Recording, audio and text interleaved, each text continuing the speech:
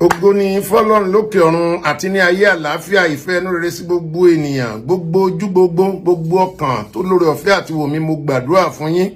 Ilé yín ò ní di ilé ẹkún, ọ̀dẹ̀dẹ̀ yín ò ní dẹ̀rẹ̀dẹ̀ òṣè. Ohun tó ń pa yín lẹ́rìn kò ní pa yín lẹ́kún. Bí Olúwa ti ń bẹ tí ẹ̀mí rẹ̀ wà, ẹ ò ní ti lérù kúrò dé, ẹ ò ní tòde rùkú lọ ilé. Ẹrù tábí amọ kì í tú, wọn ò ní gbé ka yín mọ́lé. Ní orúkọ Ọlọ́run alààyè, a ti wà ní oṣù kẹfà, oṣù ìròyìn ayọ̀. Áńgẹ́lì oníròyìn ayọ̀ ó máa yà lọ́dẹ̀dẹ̀ yín. Ẹ ò ní gba ìròyìn ìbànújẹ́ bí ṣéwù kó kéré kó tóbi. Gbogbo ojú àti ọkàn tó ní orí ọ̀fẹ́ àti bá mi pàdé, omijé kò ní dé inú ilé yín ní ọdún yìí. Omijé kíkorò tí ayé rò pé ẹ ó sunkún rẹ̀, ẹ̀rín lẹ́ ó padà fi rín. Bó ṣe máa rí nìyẹn, Jesus mighty name. Mo kí gbogbo wa. Mo wá ní àkókò yìí lórí ọ̀rọ̀ kan tó ń jà rìnrìn. Ọ̀pọ̀ èèyàn ń pè mí, mo wò pé kò fi bẹ́ẹ̀ kàn mí lọ títí, ṣùgbọ́n àkókò tó máa kàn mí nítorí àwọn tí mi lérò tí àwọn náà ń jáde sí ọ̀rọ̀ yẹn. Bọ́n ṣe wá ń jáde sí, oníkálukú ló ní bó ṣe ń ro èrò, bọ́n ṣe rò kò yé mi. Ọ̀rọ̀ Daniel Rotimi Awikonko tó ló ń dá Fàájà foundation kalẹ̀. Now mo kí gbogbo wa, tóun àti Olúalọ́, Pastor Sam Olúalọ́ ọ̀tọ̀, ìyàwó Pastor Sam Olúalọ́ àti ọmọ rẹ̀, díẹ̀ ló kàn wá níbẹ̀. Ìdí tó fi jẹ́ díẹ̀ ní kí n tó wá bọ́ sọ́dọ̀ àwọn ènìyàn gbogbo tẹ́ ń sọ̀rọ̀. Sam Olúalọ́ ní àná ó níbi tó ti fẹ́ ìyàwó ọdún kìíní, ọdún kan àbọ̀, ọdún kejì, ọdún méjì àbọ̀, ọdún mẹ́ta. Ṣé bẹ́ẹ̀ ni àwọn ẹbí ìyàwó Olúalọ́ ni wọn ò rí ọmọ wọn, ni wọn ò rí ọmọ wọn, wọn á dẹ̀ rí ìgbésẹ̀ tí wọ́n lè gbé? Ṣé kò sẹ́nìkan kan nínú fámìlì yẹn tó lè mọ the next thing and the right thing to do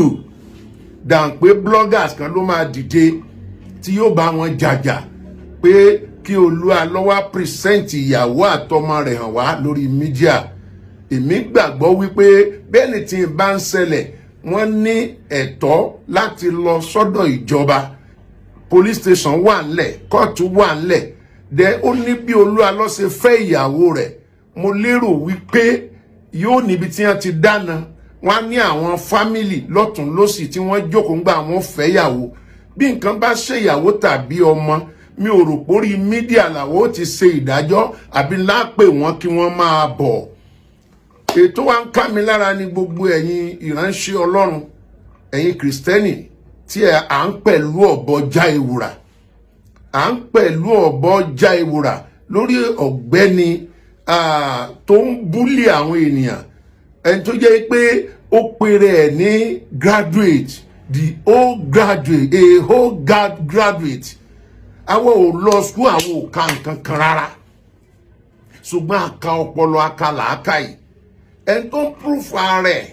pé òun ní PhD àbí master orders ló mú dání, tó ń defame àwọn ènìyàn, tó ń bully àwọn ènìyàn, lẹ́yìn tí ó sọ pé Sam Olúalọ́, Pastor Sam Olúalọ́, olórí burúkú, aláyé bàjẹ́, aṣiwèrè. Ṣé orúkọ rí bọ́mí ẹ̀ nìyẹn? Mo wẹ ìkan tó fi bully Pastor Àgbàlá Gabriel. Ẹni yẹn ló fẹ́ travel, àwọn èèyàn kọ́ pàdé òun á fún wọn lóòró lọ́fẹ̀ẹ́, ó lọ gé ibẹ̀ yẹn. Ó wá ń sọ wípé sí òróró yẹn ní NAFDAC tó mú lọ tó fẹ́ lọ pín. Olórí burúkú drop out ní school, ẹni tó drop out nígbà tí ò rí ọ̀nà gbégbà, wá ń ta Jésù jẹun. Kégun wọlé kájá ọmọ gbò, sí gbogbo ara ajá ló máa gbà á. Olúalọ́ bá lọ fáìlì court case, ó lè má jọrọ̀ nípa ìyàwó àtọmọ, ó lè jẹ́ pé ó àtàkì personality ẹ̀. Ẹ̀ẹ̀dẹ̀ jẹ́ kájọ rò kájọ gbárò. Orúkọ tí èsè tèmi, èpè tí èsè tèmi, èbú tí èsè tèmi lẹ́yìn tó fún mi tán wá ní kíkọ́ máa tìyàwó mi wá ẹ̀. Gọ́ọ̀mẹ̀ntì wo ló fún ní audacity? Authority wo ló sọ fún pé access àwọn ènìyàn bọ́n pastor lọ́mọ béèrè wá? ilé ò kìí ṣe human rights activities now. Ó yẹ kẹ́ jẹ́ ká mọ̀ dáadáa ṣe béèyàn ni Hamzat. Kò sí bí nǹkan ẹ ṣe fẹ́ le tó ẹ wò bó ṣe máa fọgbọ́n gbé kalẹ̀ kó jí odidi gómìnà ní ọ̀rọ̀ yìí bá kàn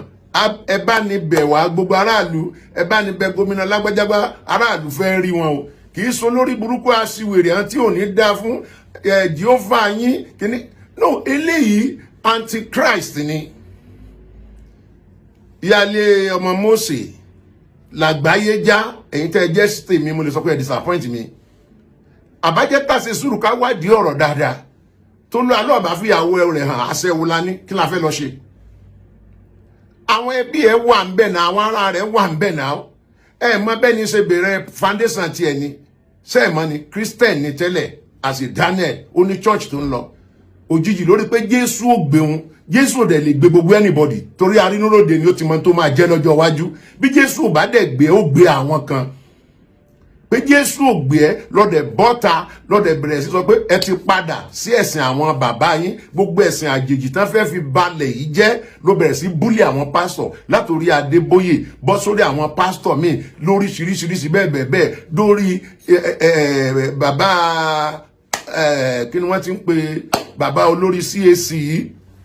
bàbá ẹ̀sìn Káyà Ọládèjì gbogbo wọn ló bẹ̀rẹ̀ sí ní búlì gbogbo wọn lọ ń faṣọ yàmàlára wáì kí ló dé kí ni wọ́n rà nígbà ẹ bẹ́nìkan bá wá dìde tó bá sún ẹ lọ sí ilé ẹjọ́ ó ti attack personality ẹ ó ní afẹ́ fi ẹ̀sìn kìrìsìtẹ́nì balẹ̀ jẹ́ ibi tó ti kọ́kọ́ bẹ̀rẹ̀ nìyẹn ilẹ̀ bàbá àwọn wọ́n wá gbà Jèhófà yín tí ẹ̀ ń pè Yahweh yín Jésù yín kò sí nǹkan kan nínú rẹ̀ asán ni ẹ lọ wo gbogbo wọn program ẹ̀ látẹ̀yìn náà ẹ wá ń support ẹ nísìnyí pé ìyàwó àtọmọ Olúalọ tí wọn ní kàn fi hàn náà fi lọ sí court no kéèyàn àdírẹ́sì Àgbàlá Gabriel Adémọ́lá Amúsàn pé drop out ní school drop out tó dẹ̀ ní foundation tí ń re àwọn èèyàn lẹ́kún tó ní foundation tó ń tún ayé àwọn ènìyàn ṣe drop out tó jẹ́ pé ó ti nu omijé ọ̀pọ̀lọpọ̀ ènìyàn nù ó ti dẹni tó kọ́lé fún èèyàn ó ti ra mọ́tò fún àwọn ènìyàn graduate foundation tí èèyàn mélòó ó lè tún ayé rẹ̀ ṣe bóyá nu family yín àbí nu foundation yín èèyàn mélòó lẹ ti sọ de èèyàn lẹ ti bọ́ sọ òsì kúrò lára rẹ̀ gbogbo pastor tẹ́ ń bú pátápátá yìí àwọn kan wọ́n ti bọ́ sọ ìyà kúrò lọ́rùn wọn ó wí tán ó bẹ̀rẹ̀ sí lọ lẹ́yìn yẹn ló lọ ń gbé àwọn obìnrin kan tí wọ́n ti fẹ́ pastor rí àwọn tó jẹ́ pé ẹ lọ church ẹ lọ sórí òkè ń tẹ́ ẹ bá lọ ẹ̀ràn ẹ lọ ń seduce pastor bẹ́ẹ̀ pastor wá bá yín sùn ṣe béèyàn ni ń tẹ́ ẹ ní lọ́kàn òun ni láti lọ da ministry ẹ̀rú ẹ fẹ́ lọ dìyàwó ni Ọlọ́run ló padà mú yín so wálé yín wá rape yín ni ẹ̀dẹ̀ ó wá kúrò lórí yẹn náà o ìkan ní Ẹgbẹ́dá lòun wà láti Ẹgbẹ́dá ni pásítọ̀ yẹn wà wọ́n fún oògùn fàn wálé láti Amẹ́ríkà odidi oṣù mẹ́ta wọn mọ ibi tóun wà nígbà tó bẹ̀rẹ̀ kò rí pé oògùn ni o tó bá jẹ́ òótọ́ bó irọ́ mi ò mọ̀ mi ìdájọ́ ń bẹ̀ yẹn because tí pásítọ̀ yẹn bá jẹ́ pé oògùn ló lò kì í ṣe pásítọ̀ nínú báìbù wo ló ti rógùn àjẹpá àwọn èèyàn yín náà ni ẹ̀yin lẹ ṣoògùn fún wọn torí kò lè jẹ́ ọ̀rọ̀ Ọlọ́run ló fi máa báyàn sọ̀rọ̀ tí ó fi ilé àti ọ̀nà ẹ̀ sílẹ̀ kò possible nítorí bá ti lọ́wọ́ oògùn nínú àjẹ́ pé àwọn èèyàn yín ni oníkan mú NAFDAC òróró tí wọ́n fẹ́ lọ fún àwọn èèyàn wa tó bá jẹ́ mi èmi ó ta òróró ni náà bá mo sì fẹ́ fún yàn lóòró lọ́fẹ̀ẹ́ ṣe bí mo rà á ni ṣé bí mo ra òróró ni what are you telling me ẹ̀dẹ̀ wa ń lọ ń pàtẹ́wọ́ fún tí ò dáa wọ́n sì mẹ́sùn tí wá bọ̀ wá wí kó múra lẹ̀ o ẹ̀sùn tí wá pọ̀ rẹpẹtẹ tọ́lá alásọ̀ ń fún la wa wọ́n mẹ́sùn wá bọ̀ kó lè mèpè tó máa ṣẹ́ ìfún tíyàn bá mu oògùn olóró tó á jókòó gẹ́gẹ́ bí ọmọ Yorùbá á máa gbé kálí ọ̀rọ̀ àwọn bàbá wa lẹ̀ Yorùbá wọn lè tọ́ ọmọ báyìí náà wọn lè ti ọmọ wọn síta kán máa wo ọmọ wọn ràn kó kàn jáde ìwọ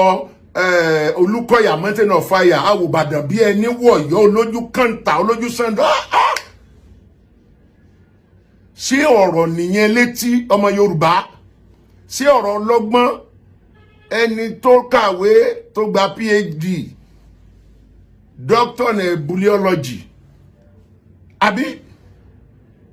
sí ọ̀rọ̀ nìyẹn for God's sake.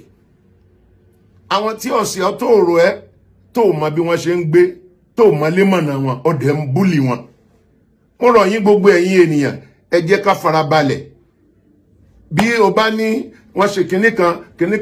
ìgbà bàbá sásùn lórí ọ̀rọ̀ ìyàwó àtọmọ mi ò sẹ́ẹ̀dì pásítọ̀ lọ àlọ́ but kò sí ìjọba tó fún ẹ ní license láti wá access àwọn property èèyàn iye mọ́tò tí mo ní ọmọ tí mo bí ìyàwó tí mo ní kò sí ìjọba tó fún ẹ license ẹ̀. Àwọn family ìyàwó wọn bí tó yẹ kán gbà lọ gbogbo ẹ̀yin tẹ́ ń support ẹ̀ tó bá tó time tó lọ àlógbéyàwó ẹ̀ tọmọdé tẹ́ bá dẹ̀ gbọ́ information kó ti fi sowó àbí nǹkan kan ẹ mú proof jáde ẹ jẹ́ kí complainant kó dúró ẹ jẹ́ kán file case against ẹ̀ kì í sọ̀rọ̀ orí media tó bá tiẹ̀ máa dórí media ìgbà yẹn làwọn bloggers máa gbà láàmú fi sàwà láàmú fi ṣeré láàmú bupẹ́ àti pastor accessor ni but kí lè rí dìmú báyìí tẹ́ ń proof ẹ̀ pé kì í ṣe ìrànṣẹ́ Ọlọ́run yóò dára fún gbogbo wa o ẹ jọ̀wọ́ torí Ọlọ́run ẹ jẹ́ kí a ṣe jẹ́jẹ́ asòdì sí Kristi ní ọ̀gbẹ́ni yìí ibi tó ń lọ kò tí ì débẹ̀ o yóò dára fún wa.